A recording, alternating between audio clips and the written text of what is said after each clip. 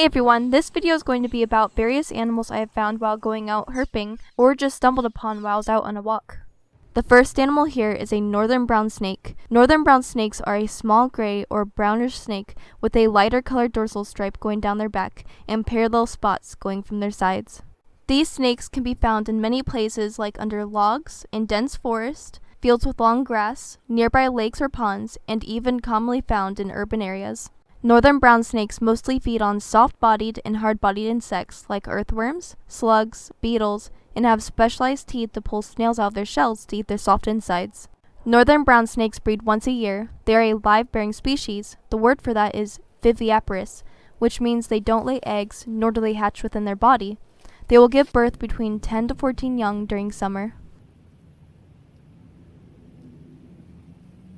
This snake is called a diamondback water snake. The diamondback water snake is a non-venomous, brown, dark brown, or olive-colored snake, with darker colored blotches along its back that are vaguely diamond-shaped. Their underside could be a vibrant yellow or lighter brown with black blotching.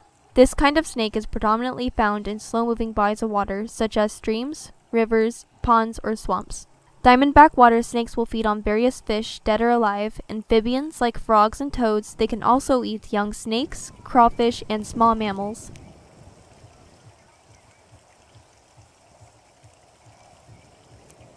This snake is called a rough earth snake. Their color can vary from a reddish-brown or a gray with essentially no pattern visible. Their underside is a lighter color ranging from a creamy yellow to a whitish color. They can grow up to 7 or 10 inches. This species can be found in a variety of forested habitats where they can hide in moist, dark places, and can also be found in urban areas. The rough earth snake eats invertebrates. Their main diet mostly consists of earthworms, but they can also eat slugs, snails, larvae, or small frogs. These snakes mate in spring or early summer and are viviparous. They will have around 3 to 11 younglings that will be 4 inches long. The young rough earth snakes are usually darker than adults with a ring around their neck, somewhat resembling a ringneck snake.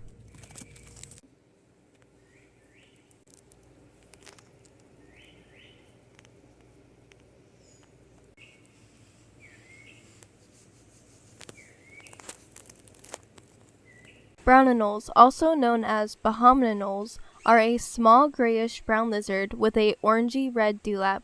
The brown anole is an invasive species in the U.S. and was brought here from the Caribbean. Brown anoles can be found almost anywhere, from trees to bushes, and can even be found living on houses. Brown anoles are often seen when weather is warm and sunny. They will eat a wide variety of insects, such as spiders, crickets, grubs, and many other invertebrates. Female brown anoles will lay their eggs several times within a single year, laying 1 to 2 eggs in each clutch. They will lay their eggs in moist soil, decaying leaves, or bark. This is a red-eared cider turtle. These turtles are an olive-green turtle with yellow stripes going along their head, neck, and feet. Red-eared ciders can have an olive or brown carapace, and they have a distinct red band behind their eyes. These turtles live in wet environments like ponds, rivers, and lakes. Fully grown ciders can grow up to 12 inches in length, with the females usually being larger. The red-eared cider will feed on plants and small animals such as crickets, fish, crayfish, snails, worms, and aquatic plants. Turtles will use their sharp hooked beak to snag their prey and eat it whole. This is another red-eared cider turtle I found on a different day. Next to it is a different species of turtle called a Spiny Softshell turtle. These turtles are very different in appearance compared to the red-eared cider. They are much more flat and round, almost resembling a pancake. Unlike other turtles, softshell turtles' carapace are soft, flat, and rubbery, with spines along the edges. Male turtles will have more than the females. The diet of these turtles mostly consists of aquatic insects, crayfish, and occasionally fish. These stealthy turtles will bury themselves under a thin layer of mud with only their heads sticking out. When a fish passes by, they will use their long neck and quickly grab and eat it whole. These turtles will spend most of its time in the day catching food and sitting in the sun. Spiny softshell turtles have the ability to breathe air and underwater due to the pharyngeal lining, cloacal lining, and skin. This is an adult spiny oak slug moth. These moths get their name from their larval form. The larva of this moth is flat and has spiny tubercles along the back and sides. These caterpillars are venomous. If touched, the symptoms in humans could be mild itching and burning to more serious reactions that could require medical attention.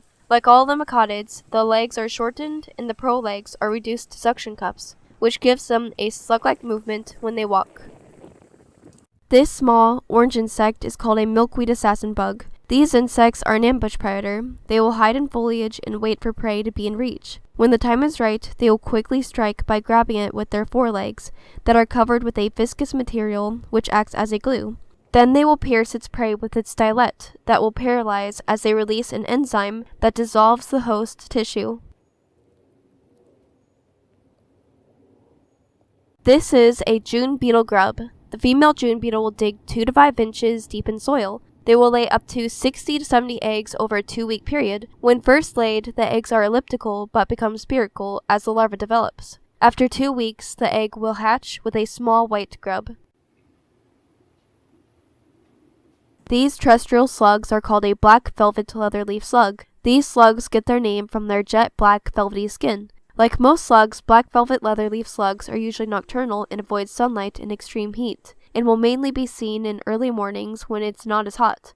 Their usual habitat is mainly under vegetation and inanimate objects that have been left on the ground, like under rocks, bark, trash, or flower pots. These slugs are native to Brazil, Argentina, and Paraguay.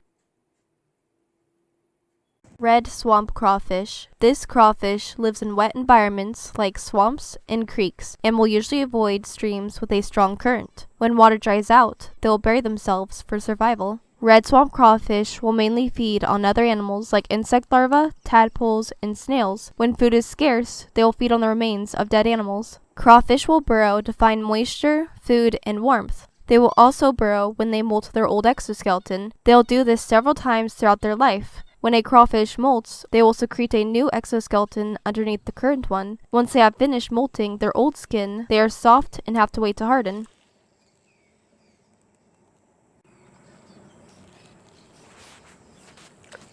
The area I found this crawfish had a bridge nearby with a flight of nesting cliff swallows. Cliff swallows will commonly nest under concrete bridges and buildings. When it's breeding season, they will arrive in large groups and choose a nesting site. Once they find a good place, they will either fix an old nest or build a new one by collecting globs of clay and stick them together to form a round nest that can last years.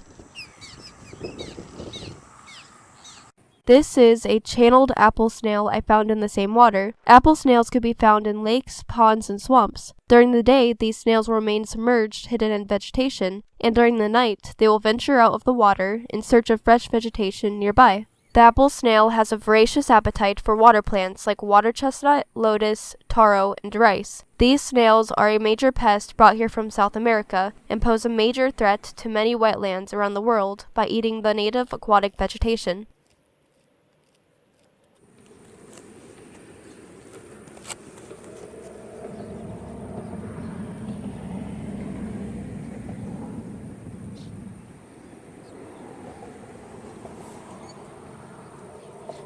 This is a apple snail laying a clutch of eggs. These snails will lay their eggs on a solid surface up to about 20 inches above the water. They will lay up to 200 to 600 bright pink eggs in an average egg clutch. Once laid, they will hatch within 1 to 2 weeks, with hundreds of invasive snails released into the environment. When I visited this bridge, I saw many pink egg clutches on the wall.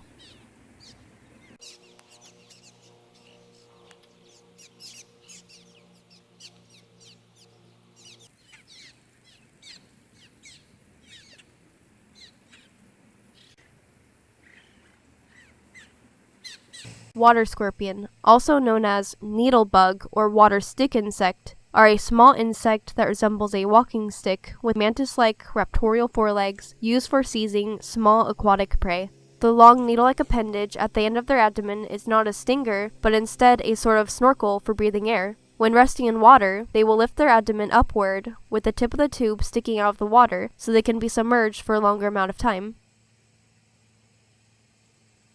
This is a spiny orbweaver spider. Orbweavers are small, round, brightly colored spiders with spines along their abdomen. These spiders may look dangerous but are generally harmless. Spiny orbweavers get their name by their orb-shaped webs. These spiders will weave large, intricate, flat circular webs in shrubs, high up in trees, and houses. Spiny orbweavers will have tufts of silk primarily on the foundation lines.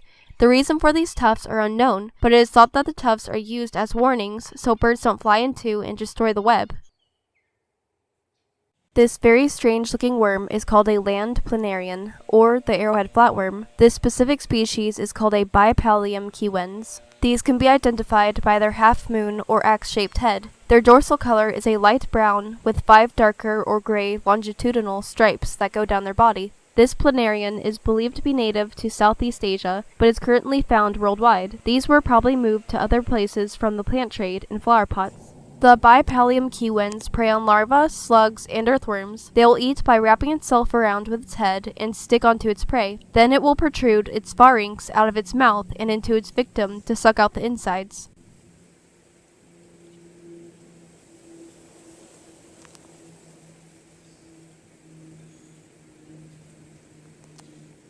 This is a eastern gray squirrel. Like many squirrels, these squirrels will hoard food in many catches to be eaten later. Some of these are temporary, especially in a place large amounts of food is suddenly found, which can be retrieved in hours or days later to be moved to a new location. Some can be more permanent and aren't taken until months later.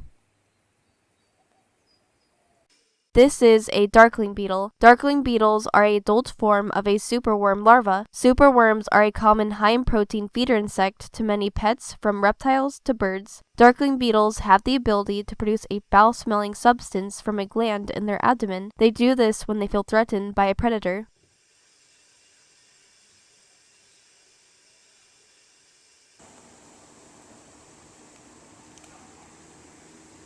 I just caught this bullfrog in that lake over there. He was sitting on a rock, and I took that as an opportunity to grab him. It was pretty difficult because they're very slimy, but he's pretty big, about as bigger than my hand. Alright, so here, you can see he's missing a whole eye there. It healed on its own. Can you see it? And then here's its good eye. And then he has some damage on his lip. And then he did have some leeches on him, which I removed. But he's a pretty neat frog. He has large feet. And if I could, I'll try to show you the back legs. Very big. You can see the webbing. Yep, pretty cool frog. Really? Yep, you're gonna hold it. Really? I did not. Okay. I did not sign up to this. He might go crazy because he's. I have a camera. I don't want him getting it ruined. It's all right. He might end up jumping in the lake. I don't like this. Come on, it's okay. Ew! It's okay. His leg feels slimy. Oh, there he goes. Oh no. Ew! Is he getting scared? Woo! There he goes. He's like calming. Oh, here we need to get you back in the lake. Oh, there he goes. Oh, no. See how high you go? Are you gonna go in the lake? Here, I'll help him. Come on. There you go. Back in the lake.